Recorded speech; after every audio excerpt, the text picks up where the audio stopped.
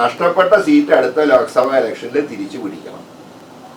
അതിന് എൻ്റെ വ്യക്തിപരമായിട്ടുള്ള അഭിപ്രായം പ്രധാനൻ തന്നെ മത്സരിച്ചാൽ മാത്രമേ അത് തിരിച്ചു പിടിക്കാൻ കഴിയുള്ളൂ എന്നാണ് എൻ്റെ ഒരു അസസ്മെൻറ്റ്.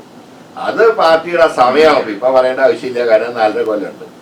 അന്ന് ഞാൻ പറയും, അത്രയേ ഉള്ളൂ. അല്ലാതെ കഴിഞ്ഞു പോയാൽ ആരൊക്കെ ചതിച്ചു, ആരൊക്കെ തെറ്റിയത്, അതിനെക്കുറിച്ച് ഇപ്പോൾ ഒരു ചർച്ചയിലേക്ക് പോയാൽ അത് പാർട്ടിയുടെ ലോക്കൽ ബോഡി ഇലക്ഷനിലെയും അസംബ്ലി ഇലക്ഷനിലെയും വിജയസാധ്യതയെ ബാധിക്കുന്നുള്ളത് കൊണ്ട് അതിലേക്ക് ഞാൻ ഒരിക്കലും കടക്കില്ല.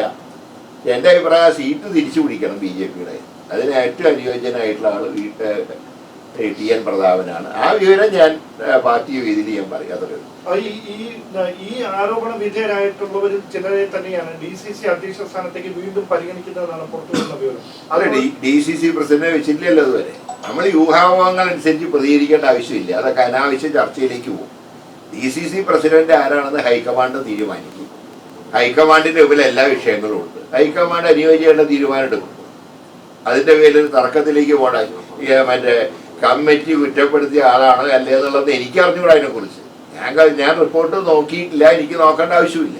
KM, അങ്ങയുടെ വ്യക്തിപരമായ പരാജയം മാത്രമല്ല, UDFന്റെ ഒരു സ്ഥാനാർത്ഥി പരാജയപ്പെടുന്നു. അവിടെ BJPയുടെ കാൻഡിഡേറ്റ് UDFന്റെ സിറ്റിംഗ് സീറ്റിൽ വിജയിക്കുന്നു. അപ്പോൾ അത്തരത്തിലൊരു സംഭവം ഉണ്ടാവുന്നതിന്റെ ഗൗരവതരമായ പശ്ചാത്തലം ഇനി അങ്ങനെ ആവർത്തിക്കാതിരിക്കേണ്ട കാരണം അതിനൊക്കെ ഒരു ഉപസമിതി റിപ്പോർട്ട്, അത് നടപടി വേണ്ടതല്ലേ? അല്ല, അതിനെ കുറിച്ച് ഇപ്പൊ നടപടിയല്ല വേണ്ട. ഇനി ആ സീറ്റ് ഭാവിയിൽ തിരിച്ചു പിടിക്കാനാണ് നോക്കുന്നത്. അതിന് ആപ്റ്റായിട്ടൊരു കാൻഡിഡേറ്റിന്റെ പേരാണ് ഞാൻ പറഞ്ഞത്. പഴയ MP പ്രതാപൻ മത്സരിച്ചാൽ ആ സീറ്റ് അടുത്താണ് തിരിച്ചു പിടിക്കാൻ കഴിയും. കാരണം സുരേഷ് ഗോപിയുടെ ഇതുവരെയുള്ള MP എന്നുള്ള പെർഫോമൻസ് വളരെ മോശമാണെന്നാണ് എനിക്ക് കിട്ടിയിട്ടുള്ള വിവരം. അതുകൊണ്ട് തിരിച്ചു പിടിക്കാൻ കഴിയുമെന്ന് എനിക്ക് വിശ്വാസമുണ്ട്. അതുകൊണ്ട് പ്രധാൻ നിന്ന് ആ സീറ്റ് തിരിച്ചു പിടിക്കണമെന്നാണ് എൻ്റെ വ്യക്തിപരമായിട്ടുള്ള അഭിപ്രായം. തീരുമാനം എടുക്കേണ്ട പാർട്ടിയാണ്. UDFന് അനുകൂലമായ ഒരു തരംഗം ഉണ്ടായ ഘട്ടത്തിൽ പോലും അങ്ങേപോലെ ഇത്രയും പ്രതാപശാലിയായ ഒരു സ്ഥാനാർത്ഥി അവിടെ ചതിക്കപ്പെട്ട് പരാജയപ്പെട്ടു എന്നാണ് ആ റിപ്പോർട്ടിന്റെ ഭാഗമായി പുറത്തു വരുന്നത്. അല്ല, അതിന്റെ ഏതായാലും സംഭവിച്ച കാര്യങ്ങൾ സംഭവിച്ചു കഴിഞ്ഞല്ലേ, പിന്നെ അതിനെക്കുറിച്ചിട്ട് ചർച്ച നടത്തി ഭാവി സാധ്യതകളെ എന്തിനാ ഇല്ലാതാക്കുന്ന പാർട്ടിയുടെ. അപ്പൊ നടപടിയൊന്നും വേണ്ട എന്നാണ് ഞാൻ അതിനെക്കുറിച്ച് ഞാൻ പരാതി പറയാത്ത സാഹചര്യത്തിൽ നടപടി എനിക്ക് ആവശ്യപ്പെടേണ്ട കാര്യം എന്താ? ഞാനൊരു പരാതിക്കാരനല്ല. പരാതിക്കാരനാണെങ്കിലേ നടപടി ആവശ്യപ്പെടേണ്ട ആവശ്യമുള്ളൂ. ഞാൻ പരാതിക്കാരനല്ല. എനിക്ക് ഭാവിയിൽ ആ സീറ്റ് തിരിച്ചു പിടിക്കേണ്ട കാര്യത്തിലുള്ള നിർദ്ദേശം മാത്രമാണ് ഞാൻ പറഞ്ഞത്.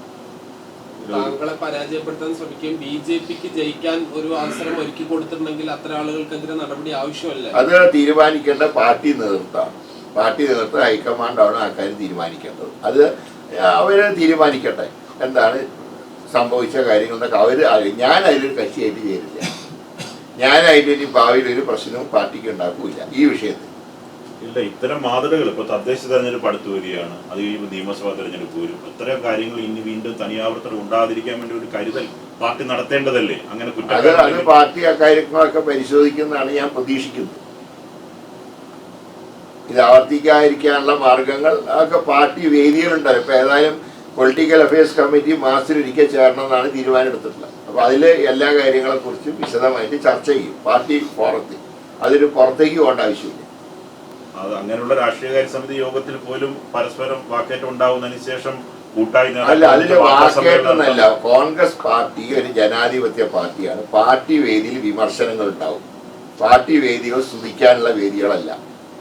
പാർട്ടി വേദികളിൽ വിമർശനങ്ങൾ ഉണ്ടാകും. ആ വിമർശനങ്ങൾ പാർട്ടിയുടെ നയങ്ങളിൽ മാറ്റം വരുത്തേണ്ട വിഷയങ്ങളാണ് ചർച്ച ചെയ്യപ്പെടുന്നത്. അതിൽ സ്തുതിവാചനങ്ങൾ മാത്രമല്ല, വിമർശനവും ഉണ്ടാകും. അതിൽ കൂടുതലായിട്ട് ഒന്നും കഴിഞ്ഞ രാഷ്ട്രീയകാര്യ സമിതിയിൽ ഉണ്ടായിട്ടില്ല.